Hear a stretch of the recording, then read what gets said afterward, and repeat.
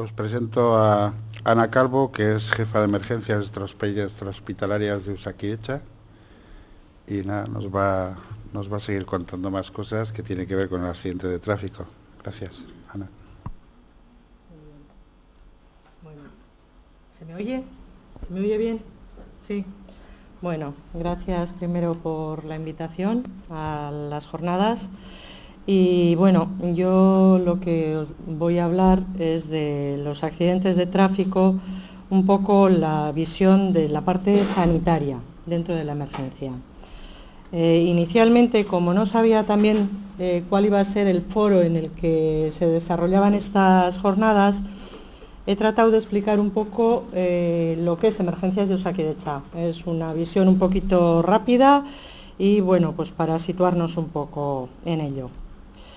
Bueno, Emergencias de Osakidetza es una organización de servicios dentro de Osakidetza que tiene como función dar asistencia sanitaria a las urgencias y a las emergencias. Es nuestro principal cometido.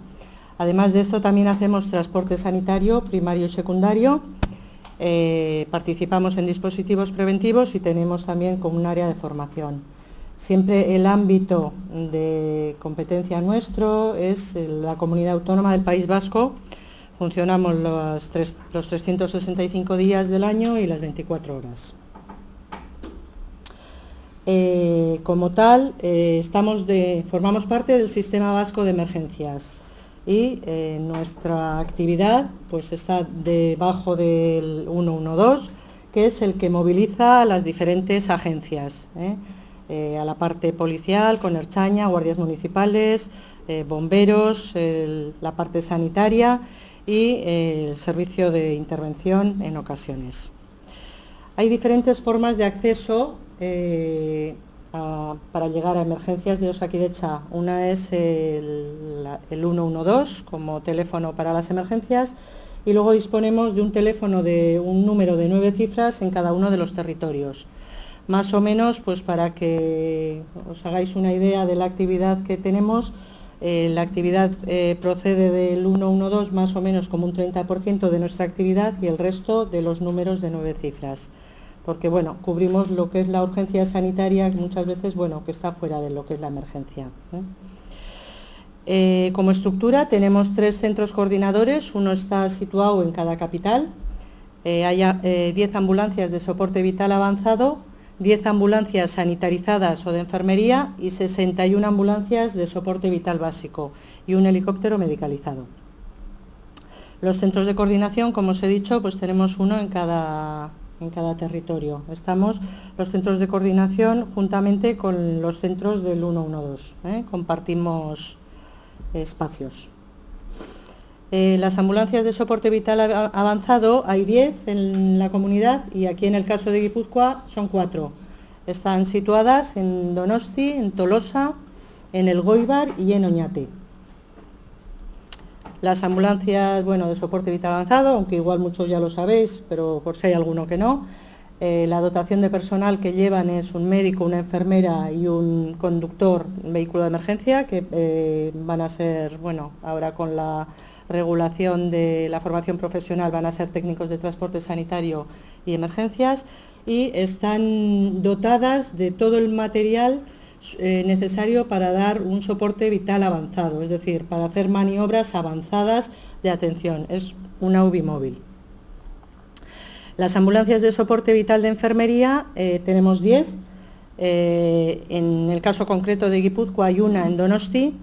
Tenemos más, en el territorio que más tenemos de enfermería es Vizcaya, pues bueno, pues porque la distribución geográfica que tiene también tenía zonas valle que estaban mal cubiertas por las medicalizadas y se han cubierto con ambulancias de enfermería. La dotación en estas ambulancias es una enfermero, solemos decir enfermera porque mayoritariamente son mujeres, pero bueno, y un conductor. Y la dotación de material es decir, dispone de material para realizar soporte vital avanzado igual que las UBI móviles.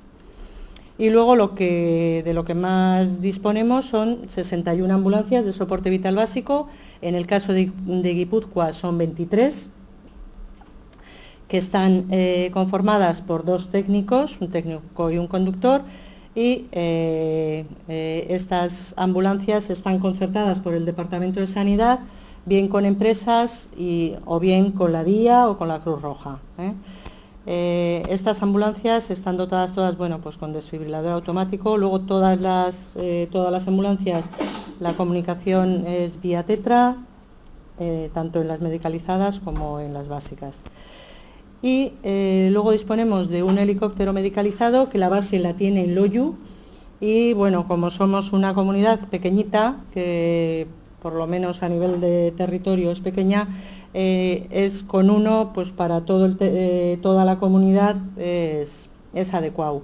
El sitio más distante es la zona de Irún, que tiene, bueno, pues un tiempo de llegada de 25 minutos, pero es el más alejado de todos, ¿eh? A lo demás, pues bueno, pues llegan tiempos más o menos adecuados.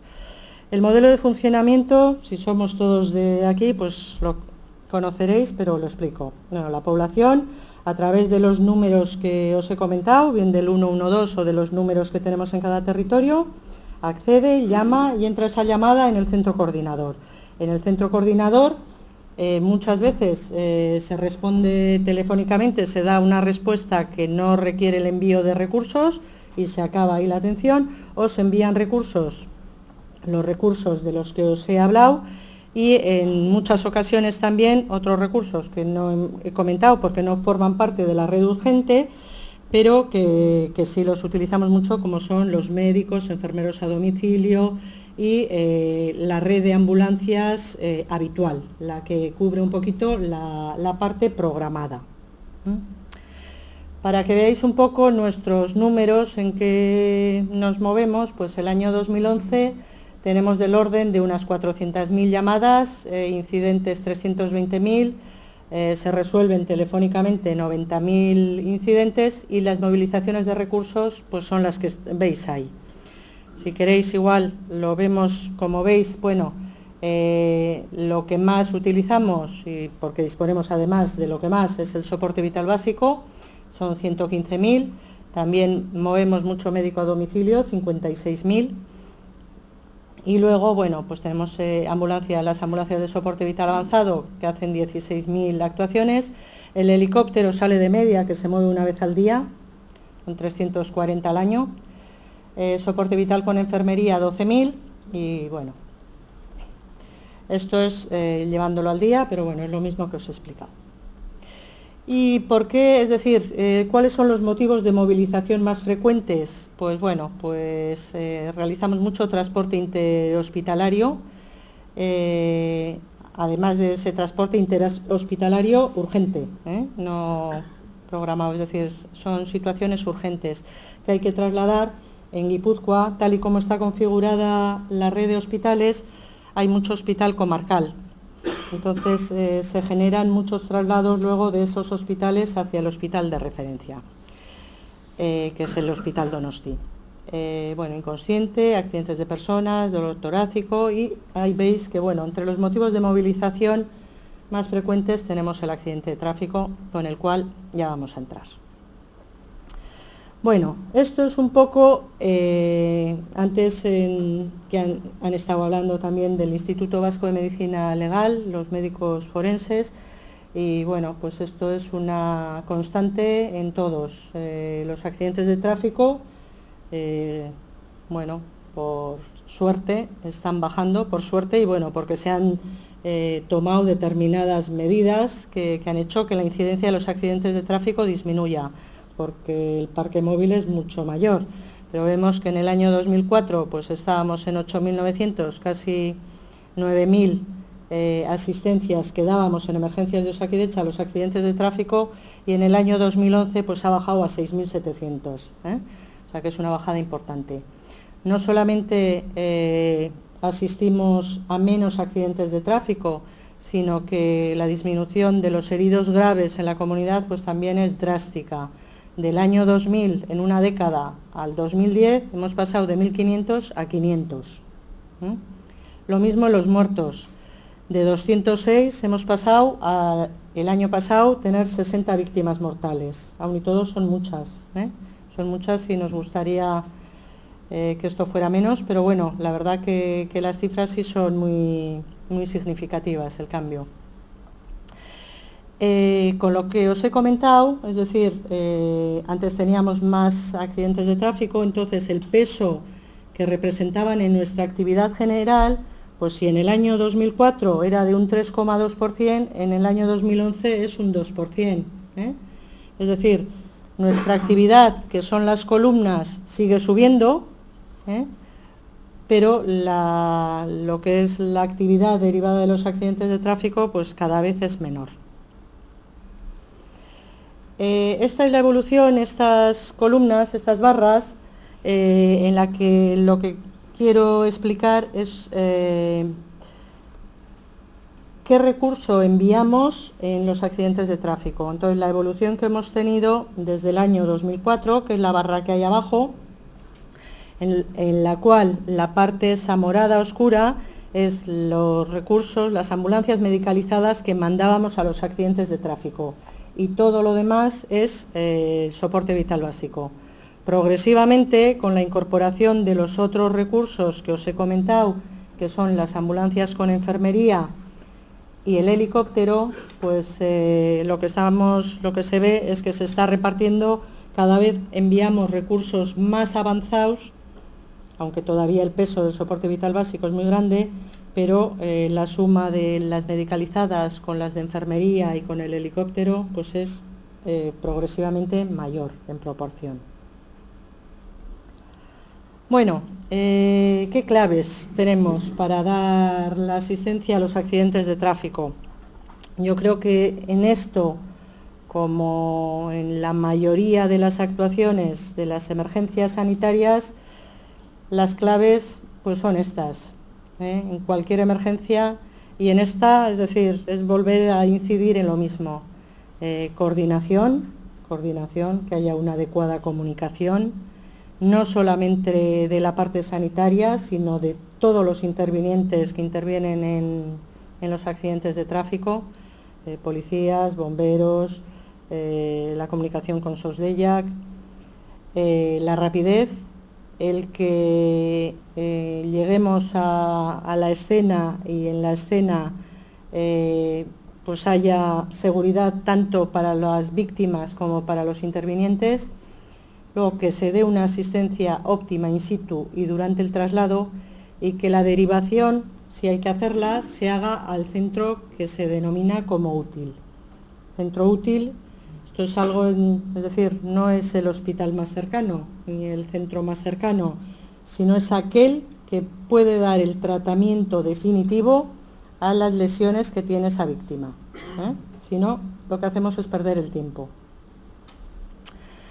Entonces, en los accidentes de tráfico, como en el resto de las emergencias, el eje sobre el que tenemos que confluir y movernos todos, pues es el paciente, la víctima.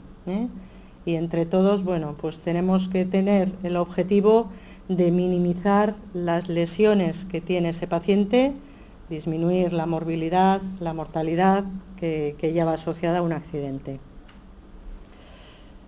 Incidiendo en lo que os he comentado, la coordinación, que haya una adecuada coordinación a nivel de comunicaciones y una buena comunicación.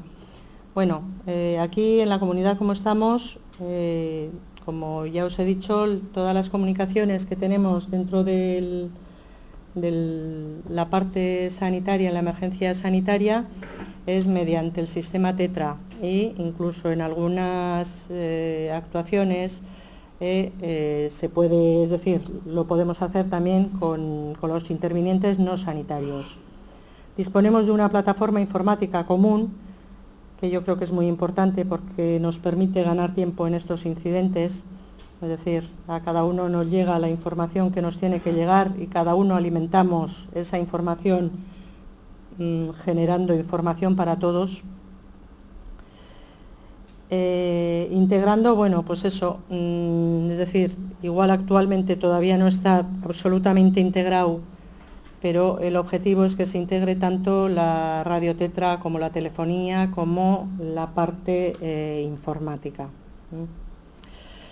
Esa coordinación que es importante en el inicio pues para todos los intervinientes es vital también en la escena, es decir, esa coordinación es a lo largo de todo el proceso asistencial, desde que se recibe la llamada hasta que acabamos con el paciente dejándolo en un centro sanitario con el cual también nos tenemos que coordinar, informar y comunicar. Es decir, es algo vital. Siempre en el mundo de la emergencia, cuando las cosas fallan o salen mal, la mayoría de las veces yo creo que están debidas a que hay una mala coordinación o una falta de información. Estas claves que tenemos, es decir, pues igualmente las hemos ido trabajando con otros intervinientes de la emergencia, como son pues, los bomberos, el resto de la parte sanitaria, la Archaña, etcétera, intentando bueno, pues hacer procedimientos en situaciones que ya tenemos establecidas, como son los accidentes, cómo accedemos a los túneles, cómo protocolizamos también la ubicación de los vehículos en aquellas intervenciones, en los accidentes de tráfico, es decir, para que cada uno en el momento que tenga que actuar sepa lo que tiene que hacer y sobre todo no estorbe. Es decir, que cada uno sepamos bien cuál es nuestra función y qué es lo que tenemos que hacer.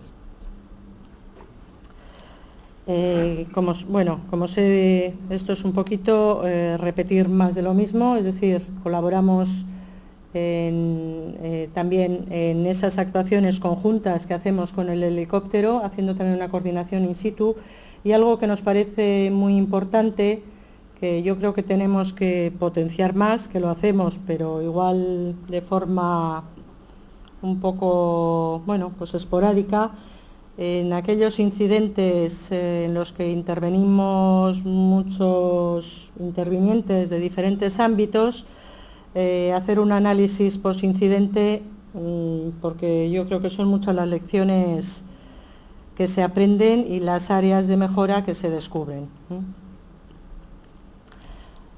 Otro de los puntos es la seguridad en la escena y durante el traslado, como he comentado, tanto para los profesionales como para las víctimas.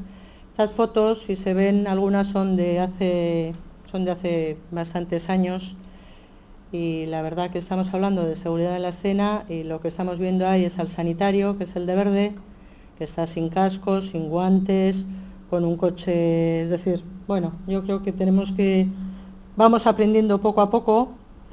Los que nos enseñan en eso, yo creo que sobre todo son los bomberos, que en esos puntos, pues no se les olvida jamás lo del casco, y a nosotros, como no estamos tan habituados, pues muchas veces te encuentras con que la gente está dentro de un coche o atendiendo y está sin casco, yo creo que es importante y algo clave. Y otro de los temas relevantes, importantes, es que si esto nos sucede en un accidente de tráfico en el que abordamos a 2, 3, 4 víctimas, pues qué no decir de que tenemos que estar coordinados cuando estamos ante un incidente de múltiples víctimas. Por eso es muy importante. Desde el punto de vista sanitario, nosotros hemos trabajado este tema mucho dentro de toda la red y con el resto, es decir, no solo con la red urgente, sino también pues, con la parte de atención primaria, con los hospitales, porque es eso, es decir, o sabes lo que tienes que hacer y haces lo que tienes que hacer, o si no lo que haces es estorbar. Entonces, pues yo creo que una vez más que nos coordinemos. En cuanto al tiempo, rapidez. Somos un servicio de emergencias y como tal, la mayoría de las cosas que atendemos, y en concreto el accidente de tráfico, es una emergencia que el tiempo va en contra nuestro. Es decir, en el momento que recibimos el aviso, empieza a correr el segundero. Entonces, cuanto más rápido vayamos y la respuesta sea más rápida, es mejor. Como en el resto de emergencias, igual suena porque yo creo que la cadena de supervivencia de la parada cardiorrespiratoria es algo que es como muy conocido.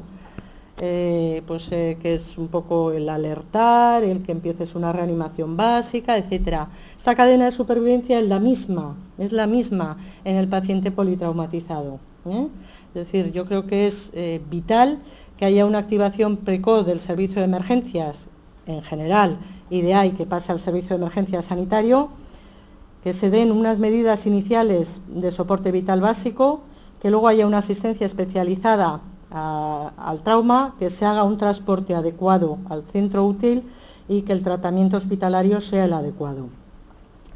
Como veis, en esta cadena de supervivencia, que es en la que se basa un poco, es decir, lo que podemos hacer con las víctimas de tráfico, las dos primeras medidas están en manos de la ciudadanía en general y de los primeros intervinientes, entendiendo como primeros intervinientes aquellos que por su profesión, aunque independiente de la sanitaria, pero se van a tener que coordinar con nosotros, como son bomberos, policías, etcétera. Yo creo que estas dos primeras letras de la cadena de supervivencia tenemos que tener conocimiento, sobre todo los primeros intervinientes, todos. Esta, bueno, es una regla un poco a nivel de qué es lo que hay que hacer en el lugar del accidente, es una regla mnemotécnica de que lo primero que hay que hacer es la seguridad, es decir, protege a la víctima y protégete tú. Muchas veces, es decir, es algo frecuente que el buen samaritano que se para a auxiliar a un accidente de tráfico se convierta en otra víctima. Entonces yo creo que eso siempre allá donde vayamos, yo creo que es importante que insistamos en este primer punto. Una vez que hayamos protegido a la víctima y a quien la auxilia, pues habrá que alertar al sistema de emergencias a la vez, las dos cosas, y el tercer punto será ya socorrer a la víctima del accidente. Pero los dos puntos previos hay que hacerlos antes. Bueno, estos son en cuanto a la llamada, es decir, hay unos estándares de calidad que dicen que una llamada en un accidente de tráfico se considera que el tratamiento que se le ha dado a esa llamada, a esa gestión de esa llamada, es el adecuado si se ha terminado en menos de 2 minutos. Es decir, el interrogatorio sistemático que debe de cubrir, es decir, que es importante además que lo recoja, pero debe ser inferior a 2 minutos. En ese momento que se da esa llamada, que ya hemos recibido, ya se ha pasado, ya se están enviando los recursos, y es importante también que al alertante se le dé unas recomendaciones de seguridad. Bueno, pues en cuanto a lo que hemos comentado, para que mejore la seguridad suya y la seguridad del propio entorno, de la víctima y para que no sumemos todavía más incidentes en ese mismo incidente. Bueno, estas son recomendaciones de seguridad que son un poco, bueno, las habituales.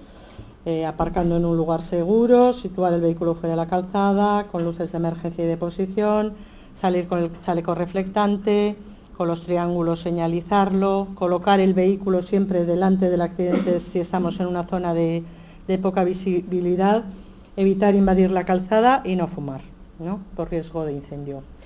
Luego, una vez que se dan esas recomendaciones de seguridad, hay que dar unas recomendaciones de asistencia a las víctimas. No habrá que rescatar a las personas que están en vehículos inestables. Será importante quitar la llave de contacto y no manipular la zona del salpicadero. En aquellos pacientes que lo precisen, realizar apertura de la vía aérea a la víctima, comprimir las heridas sangrantes si las hay. Si no se tiene conocimientos, no hay que movilizar a las víctimas, salvo que, bueno, pues que haya, es decir, lo que nos pueda venir encima sea peor. Es decir, si hay riesgo de incendio o explosión, pues sí. Protegerles frente al frío o al calor, no darles nada ni de beber ni de comer, aflojar las prendas que le aprieten, no quitar el casco Y es importante, sí, ¿habéis dicho alguien una pregunta? Ah. Y es importante mantener el apoyo telefónico si es necesario hasta que lleguen allí los recursos. El tiempo que tenemos aquí en la comunidad, en los accidentes de tráfico, específicamente en los accidentes de tráfico en emergencias, pues tenemos un promedio de 9 minutos, 8 minutos 55 segundos. Es decir, en menos de 15 minutos, el 90% de las ocasiones hay ya un recurso en el lugar. Entonces, es muy importante lo que he comentado antes de esa cadena de supervivencia, porque va a haber 9, 11 minutos en los que allí no haya nadie. Entonces, lo que sepa la población general, más los intervinientes si han llegado antes que nosotros, pues es vital, el hacer en ese momento las cosas bien. ¿Por qué es tan importante? Dentro de los accidentes de tráfico y en general en todos los accidentes, pero bueno, fundamentalmente esto viene en los accidentes de tráfico, existe una hora de oro, que se llama así. Este concepto lo inventó un cirujano militar, en el cual lo que viene a decir es que lo que no se haga en esa hora, que en realidad no es que sea una hora, es un par de horas o así, las inmediatas al accidente, van a diferenciar lo que le vaya a pasar a ese paciente de si ese paciente vive o se muere. Es decir, lo que hay que hacer es vital. Ahora os explico un poquito la explicación de todo esto. Es decir, de todos los muertos que hay en accidentes de tráfico, tenemos como es decir, hay 3 fases. Hay unos pocos, un 10%, que se mueren de forma inmediata. Inmediata, es decir, en minutos o segundos. Con esos no se puede hacer nada. Es una muerte inevitable. Se debe, como decían antes los forenses, pues a traumatismos craneoencefálicos muy severos, traumatismos, lesiones en grandes vasos, pues esa sección de aorta que ha dicho que se cae uno fulminado, lesiones medulares, y en esta, es decir, no hay ninguna forma de evitarlo ni de afrontarlo, es decir, de la única forma que podemos actuar es previniendo ese accidente de tráfico, pero luego actuando no podemos hacer nada. Luego tenemos esta mortalidad accidental precoz, que es lo que decimos, la que se produce en esa hora de oro. Son las primeras horas y sobre todo la primera y segunda hora. Aquí, de los muertos que se dan, un 75% se dan en estas horas, en estas primeras horas. Esta que se suele dar en el lugar, durante el traslado, al principio del ingreso, y todas estas muertes se deben a obstrucciones de vía aérea, traumatismos torácicos, abdominales, traumatismos con lesiones internas, fracturas múltiples de pelvis, etc. Y estas se evitan la forma de actuar es haciendo unos cuidados iniciales óptimos, tanto in situ, en el traslado, como en el posterior traslado al hospital útil. Y luego tenemos un 15% que ya se mueren en días, semanas. Estos pacientes se mueren durante el ingreso, es decir, en el ingreso, y la mortalidad viene dada de las complicaciones que se dan tras el tratamiento inicial. Por lo tanto, ¿cómo las podemos evitar? Pues optimizando esos cuidados iniciales que hemos dicho, o si no, con una cantidad inagotable de recursos. Es decir, salvar a una persona ya en esta fase por eso es tan importante en esos primeros momentos dar una atención adecuada. Pues como os he comentado, las claves, hemos dicho, desde el punto de vista sanitario, era tener esa información correcta y coordinada, hacer esa atención sanitaria in situ óptima, hacer el traslado al hospital útil, que eso, pues como ejemplo, pues en el caso, pues no sé, aquí si nos situamos en Guipúzcoa, pues un TCE, un traumatismo cráneoencefálico, que se dé en la zona del Goibar, pues parece que de entrada pues lo adecuado sería trasladarlo al hospital de Mendaro. Pero bueno, pues es mejor hacer una asistencia la adecuada, igual precisa hacerle una intubación, es decir, pero luego que el traslado se haga al hospital de referencia en el que se va a dar el tratamiento definitivo, que en ese caso sería el Hospital Donosti. Lo mismo pues con un paciente que igual se nos ocurre a todos más, pues un paciente quemado, ¿no? Pues de entrada hacer el traslado al hospital que realmente, bueno, pues va a abordar toda la complejidad de su tratamiento, y sería trasladarlo al Hospital de Cruces. Y esto que pongo aquí, código trauma, pues es decir, esto no es más que hacer un preaviso alertando al hospital al que vamos a mandar a este paciente para que disponga de todo lo necesario para atenderle, ¿eh? Con este preaviso pues se gana tiempo, se activan mecanismos dentro del propio hospital para que todo esté activado a la llegada de ese paciente para que se le puedan atender con mayor premura, ¿no? Esto, bueno, pues yo creo que todo el mundo que se ha dedicado a la atención sanitaria ve que ha habido como diferentes etapas. Inicialmente se trataba de, cuando alguien atendía a un paciente, cogerlo y correr a donde fuera, ¿no? De ahí se pasó vamos a pararnos y vamos a asistir al paciente bien en el sitio que se produce el accidente, ¿no? Y ahora estamos en la fase de que vamos a atenderle bien en el lugar, pero rapidito, sin dormirnos. Es decir, hay que asistir, pero esa asistencia tiene que ser ágil y rápida, ¿eh? El tiempo mínimo necesario para hacer las medidas que hay que hacer, ni un minuto más, porque si no le estamos perjudicando. Bueno, y esto es un poco el resumen de todo, en el cual, bueno, pues lo que nosotros hacemos, la rueda en la que nosotros hacemos, es decir, se recibe una llamada en los números de teléfono. Habitualmente las llamadas de accidente de tráfico entran por el 112. Yo creo que por los otros teléfonos nunca, son más de domicilio. Es decir, nos entraría una llamada por el 112, que lo óptimo sería recepcionar esta demanda de asistencia en menos de 2 minutos, recogiendo todos los parámetros necesarios para que podamos llegar con los recursos adecuados. Es importante que tengamos esa información para ver qué es lo que tenemos que mandar, exactamente a qué punto kilométrico, etcétera. En ese punto sería deseable hablar con la escena desde el punto de vista sanitario para ver las necesidades sanitarias que pueda haber y poderle dar las recomendaciones al alertante mientras llega el recurso. Se activaría el recurso necesario, nos aproximaríamos.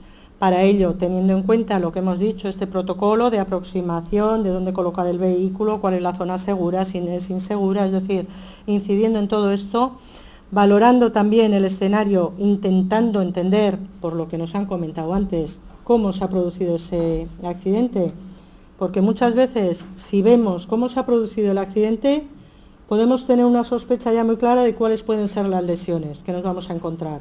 Entonces es muy importante. Haremos una valoración primaria siguiendo el ABC. Si es preciso, en ese momento se procederá a hacer una reanimación. Lo movilizaremos al medio más favorable, que habitualmente, en el caso de que sea una víctima o pocas víctimas, será dentro del propio vehículo, porque es donde tenemos todos los medios para poderlo hacer. Se hará ahí una valoración secundaria, lo estabilizaremos y iniciaremos el traslado al centro útil, en el medio adecuado y alertando de nuestra llegada. En el momento que llegamos al hospital, haremos una transferencia de ese paciente, dando la información oral de qué es lo que ha sucedido y dejando un informe escrito. Recuperaremos el material y luego ya, bueno, pues será un poco estudiar, es decir, cómo lo estamos haciendo un análisis de indicadores, de cómo nos estamos moviendo, de si estamos cumpliendo adecuadamente, porque todo esto tiene unos tiempos, no nos tenemos que alargar. Y esto, a ver, es un poco, son reflexiones. Hay un proyecto que se llama Proyecto Poliquitania, que sigue esto es, salió del primer libro, de las primeras conclusiones que se sacaron hasta el 2008. Es un estudio de los accidentes de tráfico que se producen tanto en el territorio de Guipúzcoa como en la zona de Iparralde hasta Bayona. Pues por compararnos un poco dos ámbitos sanitarios diferentes, ver un poco los resultados que tenemos a uno y otro lado y ver un poco, bueno, pues qué cosas se descubren analizando los accidentes de tráfico. Entonces, viendo algunas de las conclusiones que por lo menos yo creo que son importantes para lanzarlas aquí como reflexiones para todos, es que bueno, se veía que detrás de los accidentes y sobre todo los jóvenes, el alcohol y las drogas pues estaban presentes en gran número de casos. Hasta el 55% de las víctimas graves de menos de 35 años tenían tasas de alcoholemia muy altas y muchas veces asociadas a otras cosas como cocaína, cannabis, etc. En un 10% de las víctimas graves también estaban tomando pues otro tipo de medicación que influye en la psique, antidepresivos, benzodiazepinas, y bueno, pues es algo que también yo creo que nos tiene que hacer reflexionar o por lo menos pensar en ello. Otro punto a reflexionar es que la mujer se ha incorporado a la conducción de los vehículos de forma exponencial, es decir, ha aumentado y sin embargo el número de politraumatizados sigue siendo siempre de 4 hombres por una mujer. Entonces, bueno, pues es algo que también tiene que hacer reflexionar. Es decir, cada uno que se lo tome como quiera, pero bueno, es así. Y luego, es decir, a lo largo de los años, desde que se empezó hasta, bueno, que se acabó y se sigue analizando, es decir, todavía este proyecto no ha acabado y se siguen analizando es decir, todos los pacientes víctimas de accidente de tráfico están mejorando los resultados en mortalidad tardía. ¿Eso qué quiere decir? Pues con lo que hemos dicho antes, que los cuidados iniciales se hacen mejor. Es decir, la mortalidad que nosotros podemos evitar, hay alguna que no se puede evitar, porque no se puede evitar, pero la mortalidad evitable se está mejorando, que es donde podemos actuar. Y bueno, el resumen de todo lo que yo quería deciros, y es decir, la máxima de la charla de hoy es que el accidente de tráfico, como otras muchas emergencias, pero sobre todo yo creo que el accidente de tráfico, por el contexto en el que se da, en la calle, en el que intervenimos pues todos, bomberos, policías, es decir, pues que es algo que tenemos que hacer entre todos, mejorando nuestra coordinación. Nada más. Qué ricasco.